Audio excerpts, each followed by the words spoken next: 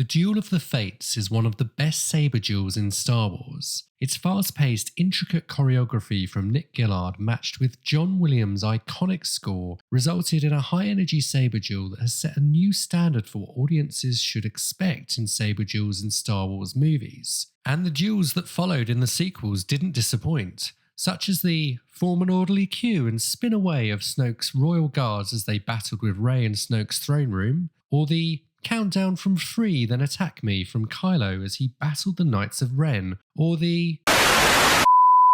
Anyway, back to Duel of the Fates. While the choreography and score have set iconic standards, the duel has also had an impact to this day because of its importance to the story of Star Wars. Now, if you're watching this video, you've likely come across Dave Filoni's interview where he gives his take on the meaning of the duel to the story, that it defines the fate of Anakin Skywalker, with the death of Qui-Gon taking from him the father figure he needed, and without him securing his fate in his fall to the dark side and transformation into Darth Vader.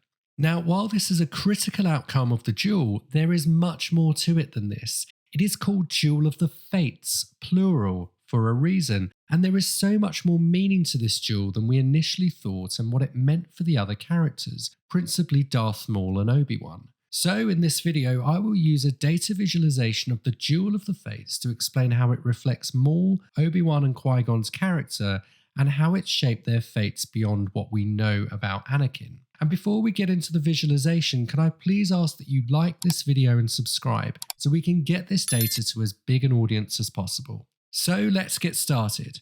In this visualization, I've used a radial bar chart to represent the passage of time going around the circle, from the start at the top in a clockwise direction to the end. And each bar represents a move, where one character takes the initiative and fights to the other. If a character has a sequence of moves, the bars get higher, representing the momentum they gain in the duel. And if the other character initiates a move, the momentum is lost and restarts.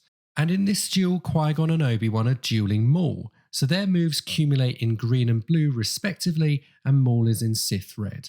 And to kick off the breakdown of the moves in the visualization, we of course need to start with the iconic opening of the double doors that reveals Maul is on Naboo to take on the Jedi. This was heavily trailered for good reason, with Ray Park's focused stare and his extension of the double-bladed lightsaber promising never-before-seen action and the new standard for dueling the audience would experience. Yet this moment means so much more than we typically give it credit for. This was Maul's moment to prove himself to Palpatine, that he could kill a Jedi and cement his place in Sith history. And after long years of arduous training since his mother gave him to Palpatine as a child, and rarely given the opportunity to prove his worth, this was his time to come out of the shadows. And this reality attaches importance to one of Maul's only 2 lines in The Phantom Menace.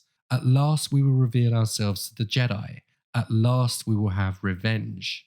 And at last for Maul, he starts the duel of his fate against a Jedi Master and Padawan, launching an aggressive first attack with his double-bladed saber. Yet it's Obi-Wan who gets in first with 2 hits, flipping over Maul and attempting to strike him mid-air before striking again at his back. One would think this flip was planned and possibly agreed between Obi-Wan and Qui-Gon, with one Jedi fighting from the front and another from behind. This type of pre-planning also reminds me of Obi-Wan's attempt to do the same with Anakin when they first faced Dooku.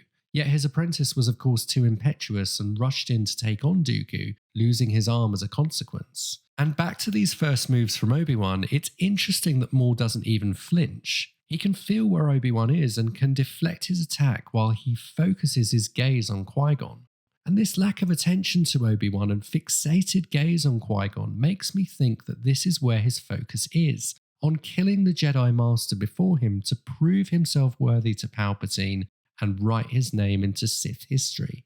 And it takes 6 moves in the duel for Obi-Wan to even enter Maul's field of vision, yet even then he pays him little mind, focusing his attacks on Qui-Gon, who himself becomes more active in the duel, regaining momentum from Maul with his own saber strikes. With Obi-Wan a near bystander at this point, a fly that Maul intermittently swats away as he focuses on his real prey and the Jedi Master before him. And after Maul exchanges hits with the Jedi and they trade momentum in the duel, we see a significant move from the Sith when he uses the Force to throw an object to open the doors behind him. Here we see Maul directing the show of the duel and luring Qui-Gon and Obi-Wan to the ground he wants to fight on. One would think he would know the architecture of the building from Palpatine as someone who grew up on Naboo and became its senator. And in directing the events to this part of the building, we see Maul attempting to gain an advantage. And as Maul opens the door, we see Obi-Wan now leading the attack, with Maul's facial expression towards him very telling of the danger he felt he posed. We see here a near snarl of contempt towards the young Padawan, with Maul frustrated at the need to waste his time and how Obi-Wan was blocking him to the path to his real prize of killing a Jedi Master in Qui-Gon. And it's here I believe Maul tired of Obi-Wan and attempted to finish him off, where we see he defends against Obi-Wan's saber strike and redirects his saber from his body. Here we see that Obi-Wan is in trouble, with his body open to attack and Maul looking at him like a hungry animal ready to kill his prey. It's at this moment Qui-Gon becomes the more active aggressor of the two Jedi in the duel, running to his Padawan's side, likely sensing the danger and deciding he needs to take on Maul one-on-one, which after the next few exchanges becomes even more apparent when Maul kicks Obi-Wan, again leaving him on the ground defenseless and open to attack. Unfortunately for Obi-Wan, it's clear at this point Maul has little interest in him, as he focuses his energy on dueling with Qui-Gon, who has since established himself as the lead Jedi duelist to battle Maul, pushing him back with a sequence of blows using his expressive and fluid movement in his Ataru saber form. And it's after these moments we see a flicker of doubt in Maul's face as Qui-Gon starts to overpower him. Had he underestimated the Jedi Master before him? And was his plan in luring them to his ground for the duel going to work? This doubt appears to be in his mind as he takes a more defensive approach from this point, despite being on the platform where it's clear he was luring the Jedi too. Yet here Maul completes his plan, backflipping to the bridge below them in the power reactor. This is the ground he planned to win the duel on, and I can understand why. With one Jedi in front and one behind, neither could maneuver around him and outflank him, and with his double saber he could likely defend blows behind him while overpowering the Jedi in front of him, which he duly does, again kicking Obi-Wan and removing him from the combat ground. Yet it's at this point we see a move from Qui-Gon I don't think he expected. It's not an elegant swipe of the saber as one would expect from a Jedi, but at first a push, then a punch in the face more akin to a barroom brawl, and it's here that Qui-Gon for the first time gets the upper hand against Maul. As after the punch, Maul falls to a lower bridge with Qui-Gon quickly jumping down to take advantage of his vulnerable position. With Maul half a second away from his execution, with Qui-Gon slashing his saber towards him, only to be saved by a kick that unbalanced the Jedi and allowed him to recover. But his recovery is short-lived, with Qui-Gon now taking the attack to him and forcing him back with a series of blows in full fluid flow, leveraging his Ataru saber form. And at this point Maul is likely not sure where he is in the building. He's lost his advantage, and at this point we can see Maul's doubt return, even fear. A fear that he has overestimated his abilities, a fear that he has lost the advantage in choosing the battleground, and a fear that the Jedi Master before him may be writing his end in Sith history rather than him earning his place in it. And it's when the energy shields separate them we see a reprieve for Maul. The look on his face and saber hit at the energy shields confirms he doesn't know what they are, and he's frustrated they are blocking his path to Qui-Gon, but I think their appearance saved him. They allowed him to regain his composure and energy to regroup. And although Qui-Gon was in the ascendancy in the duel, we see that he too takes the opportunity to recover his energy by meditating. And this is an interesting contrast between Qui-Gon and Maul and near symbolic of the difference between the Jedi and the Sith. One warrior tries to quieten his mind and refocus on the duel ahead of him. Another is prowling back and forth like a caged animal, consumed by hatred for his enemy and using his hate and passion to recover energy to defeat his enemy. And after the energy shields open, we at first see a continuation of the barrage of blows from Qui-Gon, yet quickly the atmosphere changes. As he continues to land blows on Maul and forces him back, Qui-Gon starts to look confused, unsure of himself and the enemy before him. This moment leading to his demise has been debated a lot in fan forums, and a popular theory is that in his meditation, Qui-Gon saw his own death, and in these closing moments he didn't know what to do, either to avoid it or confirm it.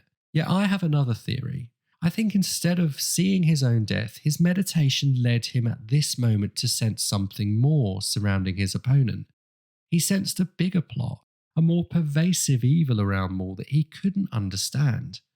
And it was this sensing of the bigger picture, of the dark side of Maul being a simple pawn in a bigger plan, that led Qui-Gon to hesitate, which of course Maul took advantage of, pushing him back with his saber and running him through to his death. The bigger picture and shroud of the dark side was of course sensed by Obi-Wan in the opening scene of the movie, when Obi-Wan told Qui-Gon he had a bad feeling and sensed something elusive. And Qui-Gon of course told him not to focus on it at the risk of losing focus on the moment, which ironically he did in his duel with Maul when he sensed this same elusive darkness. At this point, Maul has then succeeded. He has his prize, a Jedi Master kill that has cemented his place in Sith history. Now, to complete his mission, all he must do is finish off the lowly Padawan before him. We can see this perception in Maul's face. It's a near pitiful look at Obi-Wan, knowing he has little chance to defeat him. And up until this point, Maul can be forgiven for having such a dismissive view of Obi-Wan.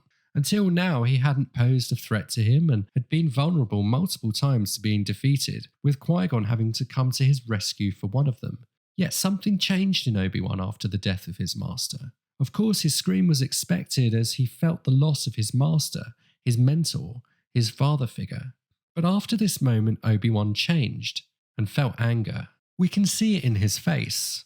Like Maul earlier, it's now Obi-Wan near snarling at his opponent and embracing anger, using it to fuel his energy to defeat Maul.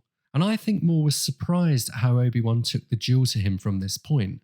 This aggressive barrage of blows was less a thoughtful, strategic and cautious approach, and instead unbridled rage, pushing Maul back. After this initial surprise, Maul does recover his momentum, though Obi-Wan again uses his aggression, damaging his double saber and leaving him with only one blade, before again acrobatically flipping over him and attempting to strike him with his saber. At this point, Obi-Wan gains his first sequence of blows and momentum in the duel, taking the fight to Maul, again using his anger and aggression to overpower his enemy. But ironically, his anger led to a lack of control and awareness in the moment, with Maul taking full advantage, force pushing him into the chasm below them. I think at this point we see the flaws in using anger and the dark side to defeat an opponent, for both Obi-Wan and Maul. With Obi-Wan, he harnessed his anger to overpower his enemy, with an unexpected near Sith-like bombardment of saber strikes, and lost control in the moment. Yet with Maul, it's his arrogance in what happens next that proves his undoing. At any point, he could have dispatched the young Padawan to complete his victory. The hard work was done. He had bested both the Jedi Master and Padawan, and signalled the return of the Sith to the Jedi. All he had to do now was impart a final blow on Obi-Wan and return to Palpatine. But instead, he of course plays with Obi-Wan, like a cat with a mouse swiping his saber at him in defiance. And here Obi-Wan allows his mind to calm and his anger to lower. And in doing so, he returns his focus to the moment, as his master guided him, jumping in the air and taking his master's saber to defeat Maul. And it's at this moment we return to Filoni's analysis, with Anakin's fate sealed when Obi-Wan agrees to Qui-Gon's dying wish to train him as a Jedi. With Anakin now mentored by someone who cannot be the father figure he needs, it seals his fate in his transformation to Darth Vader.